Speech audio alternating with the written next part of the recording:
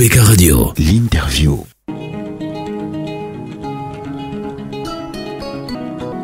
Nous allons à présent chercher le docteur Yambé Ntimba. Le docteur Yambé Ntimba, avec qui nous parlerons de ce fameux conflit israélo-palestinien.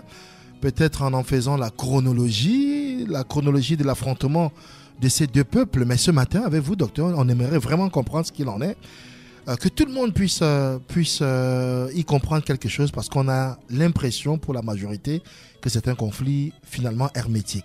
Bonjour docteur, bienvenue. Bonjour mon frère Kwamo et bonjour à tous les auditeurs. Alors, maintenant que la situation est posée de cette façon, c'est-à-dire c'est quoi les origines de ce conflit, où est-ce qu'on va, qui a raison si ça se trouve, qui a tort, que comprendre docteur Yambé Ntimba? Non, en réalité, si c'était un conflit classique, compréhensible, avec des prétentions historiquement traçables, ce serait une chose très simple. Mais vous avez en réalité, pour l'essentiel, un conflit qui est un conflit qui est en apparence un conflit religieux, mais qui est en réalité et qui s'est consolidé dans le temps comme tout simplement un conflit géopolitique et qui est fondé sur le besoin de panopticon, c'est-à-dire de contrôle américain sur le reste du monde. Alors, il y a aujourd'hui quand même une grosse polémique. Les Israéliens sont-ils des Israélites? Et les Israélites sont-ils des Hébreux? Et toute cette polémique que je viens d'évoquer en 3 mots, malheureusement, est fondée sur une seule chose, un livre qui n'est pas scientifique, qui est une succession de fables et d'histoires les unes plus grotesques que les autres, avec une violence extraordinaire qu'on appelle la Bible. Et de l'autre côté, les uns s'appuient sur le fait que c'est eux qui sont est-ce que eux ils disent qu'ils sont les Palestiniens, ils seraient issus de la longue épopée musulmane, islamique, sur un autre livre qui ressemble à la Bible, qu'on appelle le Coran. Et les premiers, dans le premier cas israélite, hébreu, tout ça là, ils disent, ah oui, il y en a même un autre qui est l'ancêtre des 2 derniers livres qui s'appelle la Torah. Nous sommes en plein délire religieux, en plein délire totalement irrationnel, qui fait que ce conflit-là, malheureusement, peut devenir inextricable. Mais sortons de là, parce que c'est ça le piège. Et parce que les gens vont vous dire, oui, il se trouve que Dieu leur a promis une terre. Bon, vous êtes les seuls à qui Dieu a parlé. Donc Dieu, lui, crée le monde entier. Il ne parle qu'à vous, il ne parle à personne d'autre. Vous laissez ça. Les gens qui se targuent de telles spécificités, ce sont des personnes extrêmement dangereuses. Vous ne pouvez pas imaginer qu'il y a un père dans la maison, et puis le père a dit qu'il ne parle qu'à un seul enfant, il parle à personne d'autre. Donc les autres enfants le connaissent à travers cet autre enfant, c'est leur frère, et eux, mais ils sont quand même tous créés par ces gens-là. Encore que ces gens vont vous dire que pour ce qui est des Noirs, les Noirs ne sont pas des êtres humains qui sont maudits. C'est écrit dans la Bible Genèse 9, 25. Bon, et le Coran ne traite pas mieux les Noirs, la Torah pas davantage. Et quand on prend les textes des Maïmonides depuis le Moyen-Âge, bon, ils estiment que les Noirs ne sont même pas des êtres humains. Cela va expliquer ce qui va se passer entre la fin du 19e siècle et le début du 20e siècle avec la création de l'État d'Israël. Les Occidentaux ont du mal à raconter cette histoire à cause de la Shoah qu'ils ont provoquée. Et cette Shoah-là fait qu'ils se sentent coupables, ils n'ont pas un seul mot à dire aux Israéliens. Ils ont peur. Ils disent non, vraiment, vous savez, il y a eu la Shoah. Mais la Shoah, c'est les histoires des Blancs entre eux. Ça ne nous concerne pas, nous, les Africains. D'ailleurs, à Auschwitz, Buchenwald et Dachau, il y avait des Noirs là-bas. Les Juifs, même, les Israéliens n'en parlent même pas, alors qu'ils étaient là-bas avec nous. Puisque l'Allemagne nazie estimait que nous étions tous des sous-hommes. Et tous les Noirs qui étaient là ont été envoyés là-bas. Mais comme l'Afrique n'est pas organisée, il n'y a personne qui organise, qui structure toute une étude et toute une position de l'Afrique sur cette question pour aller voir.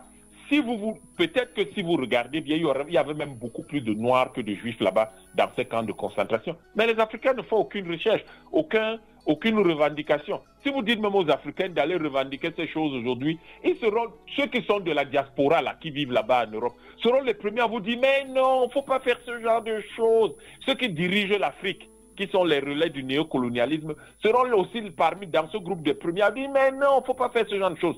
Le petit État israélien fait du chantage au monde occidental qui est incapable de lui dire la vérité. Incapable de lui dire la vérité et de lui dire, mais arrêtez certaines choses, ne faites pas certaines choses.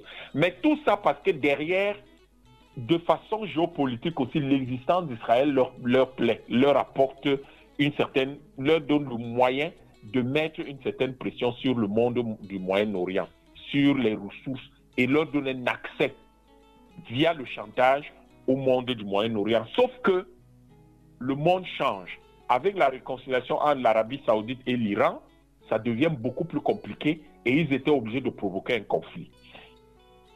Expliquons. À la fin du 19e siècle, depuis le Moyen-Âge, il y a les gens qu'on appelle les Maïmonides. Et les Maïmonides, il faudrait que les gens aillent un peu sur Google, ils vont trouver ça. Les Maïmonides, qui sont les ancêtres des Juifs qu'on appelle les Séfarades, parce qu'ils se divisent en Séfarades et Ashkénazes. Ne me demandez pas les détails, ça va être long à expliquer. Ceux qui veulent en savoir davantage iront sur Google, regarder Séfarades et Ashkénazes. Donc, les Maïmonides, au Moyen-Âge, vont commencer à lancer l'idée d'un retour à la terre d'Israël du fait des croisés, parce que c'est eux qui ont inspiré les croisades occidentales pour la reconquête de Jérusalem, qui étaient aux mains des musulmans. Avec, vous avez entre autres choses un certain nombre de personnages très célèbres comme Salahuddin, qui était le grand calife à l'époque, qui avait battu les Occidentaux, les avait chassés de Jérusalem et du Moyen-Orient, etc. Et tout dans une sorte de tolérance, ils avaient laissé quand même quelques églises, comme celle qu'on vient de bombarder là maintenant, la troisième église la plus ancienne de Saint-Antioche, je crois. Donc, ils vont donc, les croisades qui ont chassé tous ces gens-là, les Maïmonides vont lancer l'idée d'un retour. Nous sommes au Moyen-Âge. Et puis à la fin du 19e siècle, il va y avoir ce qu'on appelle le mouvement sioniste. En fait, les Juifs, vous observerez qu'ils sont tous blancs. Les Juifs qui sont en Europe sont victimes de racisme. Ils ont même un nom très particulier. Mais comme on veut faire croire que les Russes sont les plus méchants, on va prendre un mot russe qu'on appelle pogrom. Alors que ce n'est pas les Russes qui ont organisé la Shoah plus tard en 1939-45. Donc, ils sont victimes de racisme dans toute l'Europe et on veut donc leur trouver un foyer quelque part en dehors de l'Europe pour qu'ils soient loin des Européens et qu'ils ne subissent pas le racisme. En fait, on récupère une idée qui a été développée par les Noirs anti-esclavagistes à la suite de l'amendement constitutionnel qui a été promulgué par, qui a été défendu par Abraham Lincoln et qui sera promulgué par son successeur sur la fin de l'esclavage aux États-Unis. Et les Noirs demandaient donc que les Américains leur donnent, qu'il leur soit accordé par un État qui sera le leur où ils seront seuls. Et comme ça, il n'y aura pas de racisme et ils seront sûrs qu'il n'y aura plus d'esclaves. Sauf que toute l'économie du Sud ne pouvait pas vivre sans esclaves, l'économie du Nord ne pouvait pas vivre sans le travail mal payé dans le domaine capitaliste, le travail mal payé des Noirs. Parce que c'est les Noirs qui ont construit les États-Unis.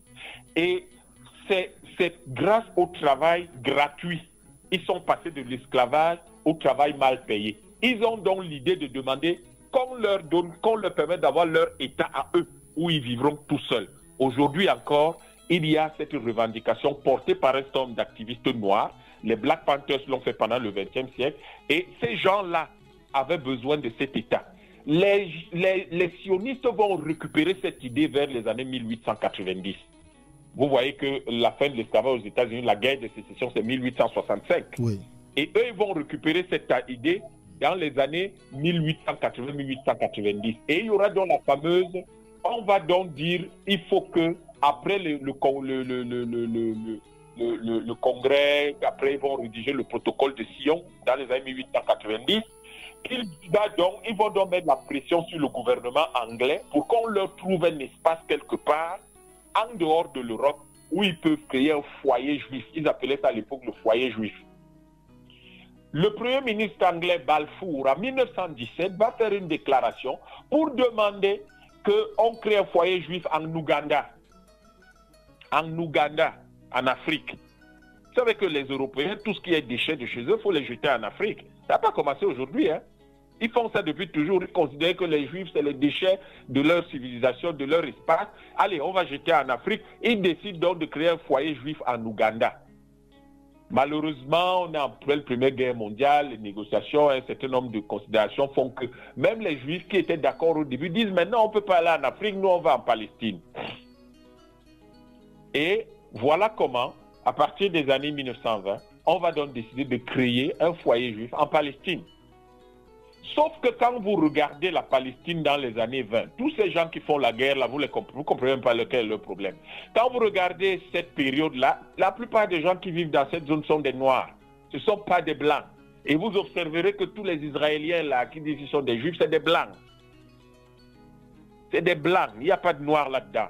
Après, ils ont créé une histoire tellement on les a critiqués sur cette affaire, qu'ils sont allés chercher des gens en Éthiopie qui sont noirs qu'on appelle des falachas.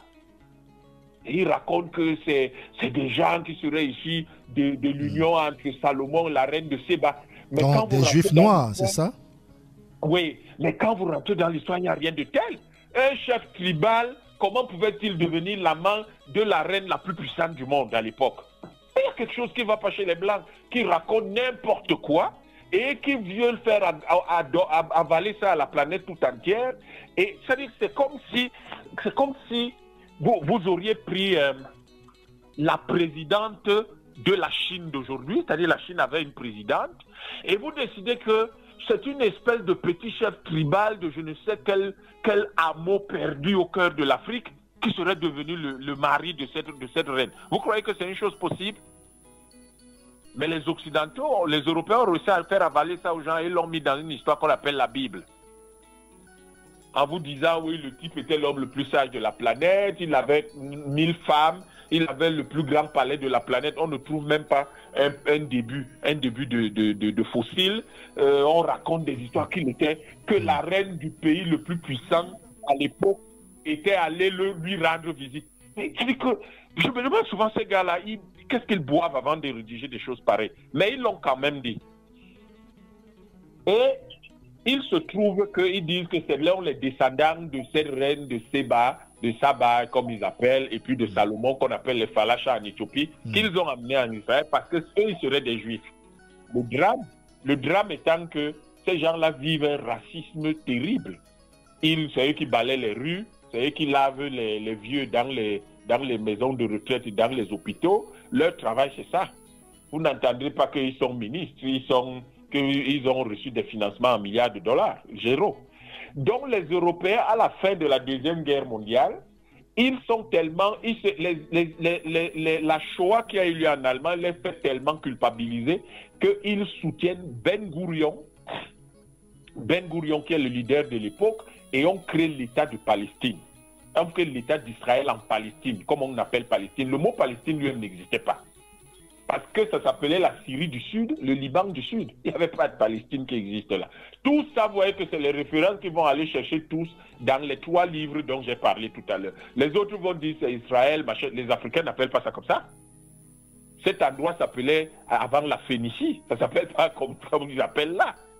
Et du temps de l'Égypte antique, ça ne s'appelait pas comme ça, du tout.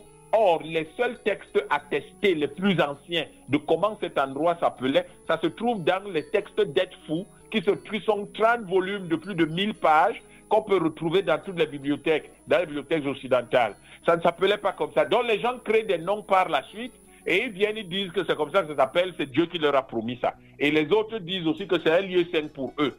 Vous faites les lieux saints chez vous, alors que c'est d'autres personnes qui vivaient là avant.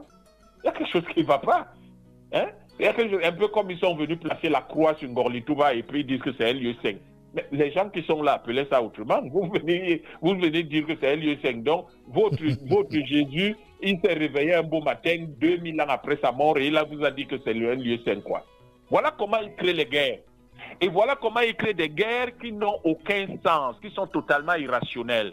Et par la suite, donc, il crée l'État d'Israël, et avec le chantage que les Israéliens font, les Juifs font sur tout le monde, Ils vont donc créer cet État et les Américains qui venaient de faire un deal intéressant, puisqu'on vient de trouver du pétrole en Arabie Saoudite, il y a un deal entre Roosevelt et le roi Ben Saoud à l'époque, ils décident, ils trouvent là une opportunité extraordinaire d'avoir un pied au Moyen-Orient, puisque l'État d'Israël permet aux États-Unis de l'avoir. Suivez simplement ce que dit M. Joe Biden. Et il ne le dit pas aujourd'hui. M. Biden a près de 80 ans. Il est sénateur depuis près de plus de 40 ans. Donc, c'est un monsieur qui a une carrière politique de 50 ans. Donc, revenez 50 ans en arrière, dans les années 70-80, c'est ce que M. Joe Biden disait déjà. Si Israël n'existait pas, nous l'aurions créé parce que sur le plan géopolitique, ça nous permet de contrôler le Moyen-Orient. Voilà pourquoi ils vont soutenir l'État d'Israël pour qu'ils puissent avoir l'armée la plus puissante de cette partie du monde, qu'ils aient la bombe atomique, mais pendant ce temps, ils empêchent l'Iran d'avoir la bombe atomique. Ils ont détruit l'Irak qui voulait avoir aussi la bombe atomique. Et ils n'acceptent pas que l'Arabie Saoudite ait la bombe atomique, parce que si ces pays arabes et musulmans, il faut savoir que l'Iran n'est pas arabe, s'ils ont la bombe atomique, ça crée un équilibre de la terreur. Israël ne peut plus continuer ce qu'ils font là. Donc, ils vont créer l'État d'Israël, qui au début représentait un peu moins de 50% du territoire qu'on appelle la Palestine aujourd'hui, mais aujourd'hui c'est 80%. Or, en 1967, c'est-à-dire que depuis 1948, date de création de l'État d'Israël, alors qu'on était allé en 1947 à l'ONU en disant qu'on va créer deux États, un État de Palestine et un État d'Israël, les pressions occidentales sont telles que par racisme pour les Arabes, ils décident qu'on ne crée pas un État de Palestine. On va juste créer l'État d'Israël. Et depuis lors, vous avez des dizaines de résolutions de l'ONU que l'État d'Israël ne respecte pas. La conséquence, c'est quoi? La conséquence, c'est que ça va créer autour de la Nakba. La Nakba, c'est une expression des Arabes pour parler de ce jour où on a créé l'État d'Israël en 1948. Et ils mettent autour toute une mythologie, toute une légende qui leur permet de se souvenir toujours que leurs terres leur ont été volées. Et ils ont commencé à créer des colonies, c'est-à-dire qu'ils prennent des terres, ils chassent des gens, ils installent de nouveaux arrivants qui viennent de tous les pays européens et d'Océanie, tous les blancs là. Ils viennent, ils s'installent et ils disent qu'ils sont des juifs. Pour nous, les Africains, c'est une catastrophe d'avoir des gens qui viennent de l'extérieur et qui occupent vos terres et qui sont des colons. Donc, ils font la colonisation. Depuis 1967, donc, il y a eu une résolution ferme de l'ONU pour la création de deux États avec des frontières précises. Depuis ce temps-là, Israël n'a pas osé respecter ces résolutions et vous imaginez bien que ce qu'on appelle aujourd'hui les Palestiniens résistent. Ils résistent et ils essayent de tout faire pour obtenir leur propre État. Malheureusement, il n'existait à l'époque que ce qu'on appelle l'OLP, l'Organisation de Libération de la Palestine. Le Hamas n'existait pas encore. Et aujourd'hui, on apprend que c'est un agent israélien des services secrets qui aurait eu l'idée de créer le Hamas pour contrebalancer l'influence de l'OLP, l'Organisation de Libération de la Palestine, dirigée par Yasser Arafat à l'époque, pour contrebalancer son influence et pouvoir ainsi mettre en difficulté l'OLP et ralentir au maximum le processus donc de réclamation d'un État palestinien et de l'indépendance de la Palestine. Sauf qu'en 2006, le Hamas réussit à gagner les élections législatives et doit pouvoir diriger donc le gouvernement de Palestine. Les Occidentaux qui aiment tellement la démocratie et qui disent tellement évaluer tous les autres États à l'aune de la démocratie refusent purement et simplement d'accepter la victoire du Hamas. Point. Ils disent qu'ils ne la reconnaissent pas. Alors que les Palestiniens ont voté à plus de 2/3 pour le Hamas. Ils refusent de reconnaître la victoire du Hamas et depuis lors, ils ont coupé la Cisjordanie. Quand vous vous placez du point de vue de l'Égypte et que vous avez donc le territoire de la Palestine au nord, vous avez la Cisjordanie qui est à votre droite vers la Jordanie et vous avez Gaza qui est la partie qui est juste au nord de l'Égypte. Ils coupent les deux, développent rapidement un nombre de colonies qui font que les deux sont coupés aujourd'hui. Et le Hamas est donc contraint de rester dans Gaza. Gaza, c'est 5500 km à peu près, avec 2,3 millions d'habitants. Donc les Israéliens ont le rêve du grand Israël, Eretz Israël, le grand Israël. qui doit d'ailleurs occuper jusqu'au Liban une partie du plateau du Golan. Le plateau du Golan, c'est la Syrie et en partie la Jordanie, et puis une petite partie d'ailleurs qui va aller un peu plus bas. L'Égypte, ils doivent prendre un peu le nord de l'Arabie Saoudite. C'est le Eretz Israël dont ils rêvent et qui va prendre même une petite partie de l'Irak, puisqu'ils estiment qu'Abraham serait venu de Mésopotamie, c'est-à-dire de l'ancien Irak. Voilà leur prétention. La conséquence, c'est que le Hamas va donc lancer, ou si vous voulez, intensifier les actions indépendantistes, de lutte pour l'indépendance de la Palestine, qui vont donc aboutir à cette énième action qui est normale quand vous faites donner la perspective. Voilà ce que ça donne. Mais le fond du problème, c'est quoi en réalité? Toutes ces histoires autour de Dieu nous a promis la terre, les lieux saints de ceci, laissez tomber ça. Le fond du problème, c'est le pétrole, c'est le gaz. Le fond du problème, c'est le contrôle géopolitique de cette région-là. Et les Occidentaux profitent donc de la présence d'Israël, à qui ils donnent une aide militaire chaque année de 3 à 4 milliards de dollars, chaque année. Seulement une aide militaire, 3 à 4 milliards de dollars. Je rappelle pour nos auditeurs, 3 à 4 milliards de dollars, c'est entre 1800 et 2400 milliards de francs CFA. C'est ça qui a permis à Israël d'avoir l'une des armées les plus puissantes au monde, d'avoir la bombe atomique et aujourd'hui de pouvoir dominer ce monde, même si elle a perdu la guerre de 1973. Et c'est d'ailleurs après la guerre de 1973 qu'ils ont appelé la guerre de Yom Kippour. Bon, voilà, ils nous font parler leur langue. Qu'ils ont donc décidé qu'Israël aura l'armée la plus puissante du monde. Et cela fait partie des choses, vous voyez la concomitance. En 1973, il y a cette guerre, mais c'est aussi la première crise pétrolière, parce que les Arabes étaient furieux du soutien américain. Il se trouve qu'aujourd'hui, le fait qu'Israël soit la puissance militaire régionale bloque donc en réalité le développement de la bombe nucléaire, de la bombe atomique iranienne. Et il y a beaucoup de scientifiques iraniens qui ont été assassinés par les Israéliens. Pour bloquer le développement de la bombe iranienne, il y a eu les sabotages informatiques, du piratage informatique du système iranien. Et vous avez toujours, à chaque fois, quelque chose qui exacerbe les tensions entre les Iraniens et les Saoudiens. Les Chinois ont réussi et les Russes ont réussi à les rapprocher dernièrement. Ils sont tous les deux entrés dans les BRICS, donc on pense que le monde change. Gaza aujourd'hui, c'est beaucoup de gaz. Le budget de Gaza est de 30 millions de dollars alimenté par le Qatar. C'est le Qatar qui aide les Gazaouis avec 30 millions de dollars par an. Le gaz qu'on a trouvé au large de Gaza représente 10% de la consommation de l'Union européenne avant le conflit avec la Russie, le conflit en Ukraine, c'est-à-dire 30 milliards de mètres cubes de gaz. Sur une exploitation pendant 21 ans, ça permettrait à Gaza d'avoir des revenus de 800 millions de dollars par an. Donc il faut que les gens arrêtent de vous raconter les histoires sur « ouais, Dieu est monté et descendu ». C'est ça le fond du problème. Imaginez que Gaza ait 800 millions de dollars chaque année. Pour des gens qui ont pris des petites roquettes artisanales et qui sont capables de fabriquer des drones et des missiles aujourd'hui pour se défendre, vous voyez très bien quelle est la grande crainte des Israéliens et des Occidentaux. Ça n'a rien à voir avec Dieu. Ils aiment trop Dieu, ils tuent les gens tous les jours. Ça n'a rien à voir. C'est que là, Gaza va avoir les moyens de se défendre contre Israël. Et la guerre ne sera plus cette guerre où il y a un mastodonte qui est prêt à tout faire, qui peut couper le gaz, l'eau, tout ça là, qui a des chars, les avions, et Gaza n'a rien. C'est ça qui leur fait peur.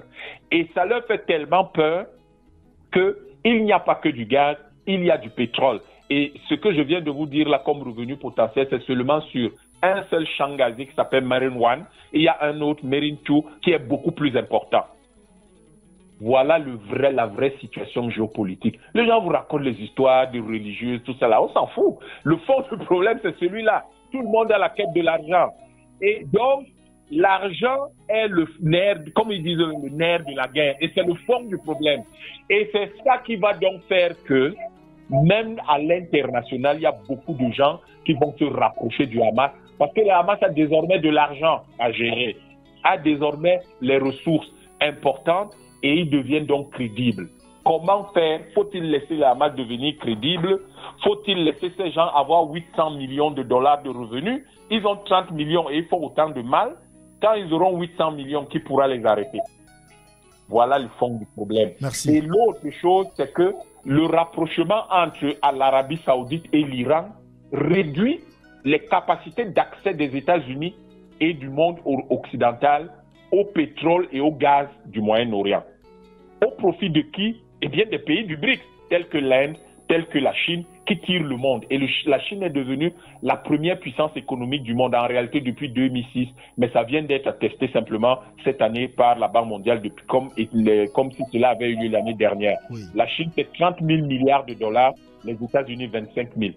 Or, si les États-Unis n'ont pas le pétrole moins cher, le moins cher possible, qu'il soit le gaz le moins cher possible pour l'Europe, toutes leurs économies vont s'écrouler. Et voilà la situation. Faites aussi le lien, avant-dernier élément, faites le lien avec le dollar. Tout le pétrole du monde est vendu en dollars. À partir du moment où, par exemple, Gaza peut décider de ne pas vendre son gaz en dollars, vous imaginez que Gaza sort totalement, participe à la dédollarisation et sort de l'ère d'influence de l'Occident. Le rapprochement entre Arabie saoudien et iranien permet de vendre au moins l'essentiel du pétrole de l'OPEP, qui représente 40% du pétrole mondial vendu dans le monde, de le vendre en dehors du dollar. Ça va affaiblir le dollar américain. Ça va faire que les Américains n'auront plus les moyens d'entretenir les 900 bases militaires qu'ils ont à travers le monde et qu'ils ne vont plus entretenir cette armée surdimensionnée qu'ils ont et qu'ils ne peuvent entretenir que grâce au dollar, qui lui-même a besoin de cette armée pour continuer à exister parce que les bases militaires font peur aux gens et donc sont obligés d'utiliser le dollar. Donc vous êtes pris dans cet étau-là, qui est le fond du problème dans la guerre entre Israël et entre les Israéliens et les Palestiniens, qui n'a rien à voir avec les histoires de Dieu, de Allah, de Jéhovah et tout ça là. Allah et Jéhovah n'ont rien à voir là-dedans. C'est qui va contrôler le monde, qui va contrôler l'argent qui passe par là, qui va avoir la puissance d'intimider tous les autres, qui va être celui devant qui on va se mettre à genoux. Voilà le fond du problème. Donc, donc aujourd'hui, nous avons là une guerre qu'un seul peuple peut sauver. Les choses que le président russe a dit qu'il fallait un quartet, c'était une idée géniale, mais il avait oublié l'Afrique. Les seuls qui peuvent mettre fin à cette histoire, c'est les Africains et les Chinois. Parce que les Juifs ont financé l'esclavage, c'est eux qui ont financé la traite négrière, c'est eux qui ont financé la colonisation et ça les a enrichis. Donc nous les Africains, nous ne leur devons rien. C'est pas nous qui avons fait la Shoah. C'est eux qui nous doivent quelque chose, c'est à nous de leur dire la vérité. Qui va les sauver? Parce que cette vérité va les sauver, ça va les aider. Si l'Union africaine ou les États africains pouvaient reconnaître l'État de Palestine, ça mettrait fin à cette guerre-là. Donc, docteur Yambé Tchimba, c'est dit que l'idée qui veut que les Juifs, enfin, j'essaye de parler de la cause de la guerre entre Israël et Palestine. Vous dites donc que l'idée qui veut que les Juifs souhaitent protéger des territoires afin d'y établir leur État et que les Arabes veulent instaurer un État palestinien, vous dites donc que cette idée n'est pas la seule idée. Non, ce que je dis, c'est ceci. Ce que je dis, c'est que les Juifs qui sont installés là, qui on appelle Israéliens aujourd'hui, c'est des gens qui viennent d'Europe, puisqu'il n'y en avait aucun là en 1910 ou en 1920. Oui. Il n'y en avait aucun. Et que depuis, il y avait un débat en Europe à la fin du 19e siècle qui s'est inspiré d'un débat qui a eu lieu aux États-Unis, qui a été initié par les Noirs à la fin, lorsque l'esclavage a été aboli en 1865. Et ils voulaient un foyer où ils seraient regroupés pour éviter le racisme des Européens. Et on leur a trouvé ce foyer en Palestine, déclaration Balfour de 1917. C'était un Anglais. Et donc, après que le projet de foyer juif en Ouganda a échoué. Et donc, ils viennent, ils trouvent les gens qui sont là. Sauf que les Anglais ont tout fait pour qu'on puisse les installer là-bas. Et à la fin de la Première Guerre mondiale, il y a eu deux mandats. Il y a eu un mandat français qui s'étendait sur la Syrie et le Liban, et un mandat anglais sur l'Irak c'est ça qui a fait qu'on a divisé cette zone. Au fond, la zone qui est occupée aujourd'hui qu'on appelle l'État d'Israël et qu'on appelle les territoires palestiniens, c'était divisé entre le Liban et la Syrie et la Jordanie. Sauf que la Jordanie était avec l'Irak sous mandat anglais et le Liban et la Syrie étaient sous mandat français. C'est ça qui a divisé ce territoire-là et qui a donné l'impression que c'était un territoire qui était libre. Il ne l'était pas. C'était pas un territoire libre. Pas du tout. Et c'est ça, les causes profondes de la guerre, du conflit. Mais ce conflit s'est mué en un ensemble d'intérêts géopolitiques que les Américains, qui arrangent bien les Américains qui peuvent, donc grâce au chantage israélien, grâce au chantage juif, financer l'État israélien, et la présence de l'État israélien avec les armes les plus sophistiquées leur garantit l'accès facile aux ressources pétrolières et gazières du Moyen-Orient. Le fond du problème, c'est les ressources pétrolières et gazières. Tout le reste là, c'est du pipeau. Merci infiniment, docteur. Avec un radio. De lundi à vendredi dès 7h. Retrouvez dans le 7-10, 7h-10h. Avec un matin, premier sur le matin. Les invités consultants de classe exceptionnels.